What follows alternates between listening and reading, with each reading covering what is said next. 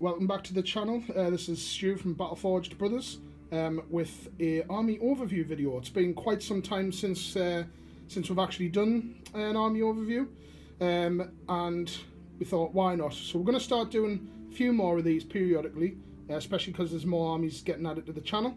So this is Graham's entire collection, bar one model which is currently on the painting table at the moment, of his Grey Knights. So most 40k fans out there will probably know what's already on the board, but if anybody new is starting to get into the hobby or anything like that, you know, and you've come across this video, you might be wondering, what are these, you know, who are the Grey Knights? I'm not going to go into fluff about them, there's plenty of videos about them, but what I'll do is I'll run over a couple of different units in the force, and I'm going to basically just kind of interview Graham like what I did on the Ultramarines collection that he's got as well, which has been expanded since that video. So basically, Graham, why Grey Knights? Why did you choose these? I know you like your Imperium stuff, but why particularly the Grey Knights? Well, basically, like you said, I like the Imperium stuff. The Grey Knights, it was more towards the history of the Grey Knights, the fluff of them, that I picked them. I thought they would, you know, match in with my Ultramarines if I needed to combine both armies. But mainly I wanted a hard, fast-hitting army. Yeah, Grey Knights are obviously Imperium. For anybody who's just starting to get into the hobby, like I say, you veterans out there will already know, it's quite cool with the way that Imperium works, that you can just swap and change and have allies, and it makes sense that they would do so. So they are a very elite force, of course, as well, with, you know,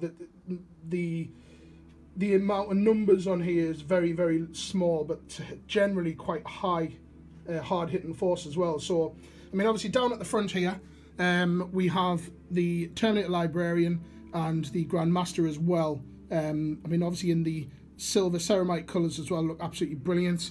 And then over here, what's these guys, Graham? They're strike squads. These are the strike squads. They're, I mean, troop options. I think they look amazing, to be honest, with the whole... I mean, I've always liked the look of them with the stormbolters on the wrists, and, you know, the kind of the way that the helmets look as well. They look kind of knight-like, like, you know, like medieval style. A lot of inspiration shows from there. And then, of course, the Terminators. So is this, because I know you can get Terminators and Paladins, can't you? You can get Terminators and Paladins. Paladins are elite choices. Terminators are troop choices. So these guys are just standard Terminators, these? Just standard troop choice Terminators. Okay, and I mean, in the fluff as well, they're all armed with like force weapons as well, because these guys are expert demon hunters. Yeah. And these are Terminator squads as well, yeah? Yeah. Yeah. I mean, like I say, a lot of this will be irrelevant to a lot of you guys watching. You will already know. These guys are the Interceptors, I believe. Interceptors, yeah. And they can teleport, can't they? They can, yes. They're, again, you know, turn one, they could be in your face. Yeah, very, very good. They do strike pretty hard. And pretty fast as well, with the right combos. And obviously for the final lot of the smaller guys, who are these guys? They're Purifiers. Purifiers, right, so tend to have a bit of a mix of weapons in there as well. He looks rather cool with the double swords in his hand there. The great thing as well about Grey Knights is pretty much everything in the force is a Psyker as well. In the fluff, everybody is a Psyker in the Grey Knights, but I wouldn't say there is advanced as the likes of like the Thousand Suns on the terms of powers and stuff, but these guys are very much designed for fighting demons. So before we go to the back lines of the big guys, you also have a few, well, auxiliaries I want to say, but these guys you do tend to field in your Grey Knights force, Graham. So the assassin, is it a fishy? Officio Assassinarium, I think. Yeah? Assassinarium, yeah. So that's these two guys here. The two guys, yeah. I don't kind of run them together, but you know they are there if I need them. They are an elite choice within the force organisation, and I've got the Calexis Assassin, which is this guy here, yeah. And also the Vindicare Assassin. Vindicare, very, very popular. The Vindicare. I mainly use the Vindicare. I was just about to say, out the two, who would you say is your favourite? The Vindicare. Vindicare. I mean, each one of them's got their own unique fighting styles and abilities. And then, of course, on the far right-hand side, this is Inquisitor Greyfax, isn't it? It is, yes. I've never actually used her in battle. All right. Okay, so she will be appearing in the upcoming battle report very shortly. She looks awesome with that crossbow looking thing, like a proper witch hunter. Yeah. So she looks really, really cool. And then, of course, just at the back, we have in the middle the Venerable Dreadnought, looking very cool with the, obviously, the faceplate and the colours and all the iconography and everything like that as well. I mean, Dreadnoughts, they're such an iconic unit, I think, to be honest, for every Imperium force. I mean, I presume, obviously, that's why you decided to chuck one in, Graham, yeah? I did, yeah. All my Imperium armies have got a Dreadnought in. Ultramarines, Grey Knights. I decided to put one in my Grey Knights purely just to look after the back lines. Yeah, he does tend to, in some battle reports, he does tend to stick alongside with, you know, either the Purifiers or a Terminator squad as well, so he does tend to hold up quite well.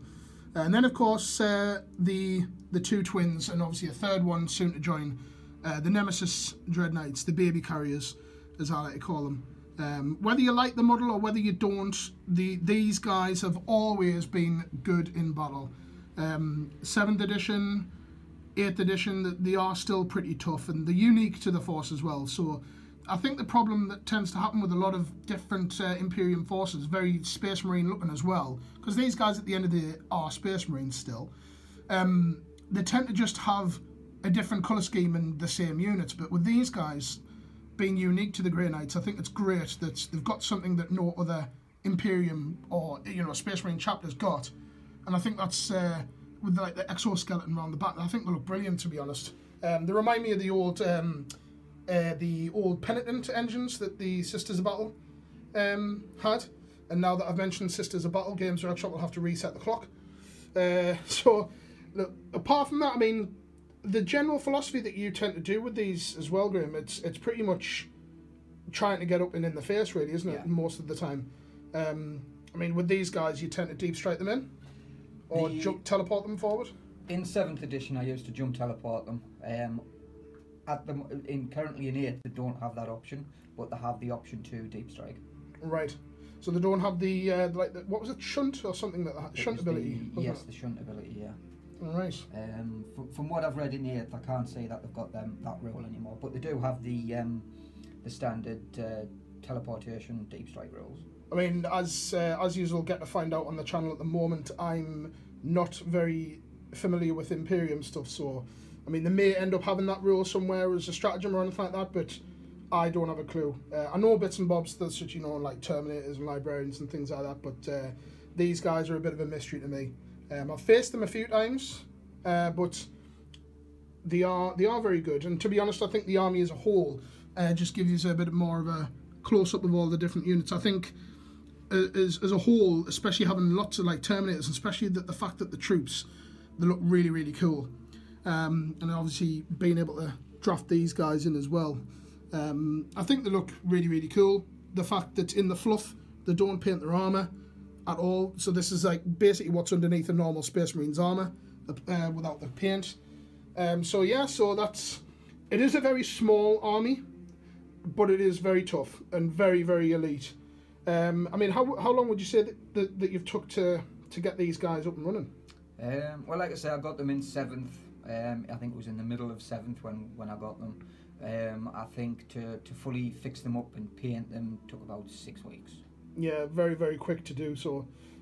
Similar to Necron paint scheme as well. Just spray them silver and there's the majority of the work done for you. So, yeah, definitely, you know, check out the battle reports as well featuring these guys. We are going to feature them in an upcoming one as well because they haven't been on the channel for quite some time. And it's about time that they make an appearance back. So that is the Sons of Titan.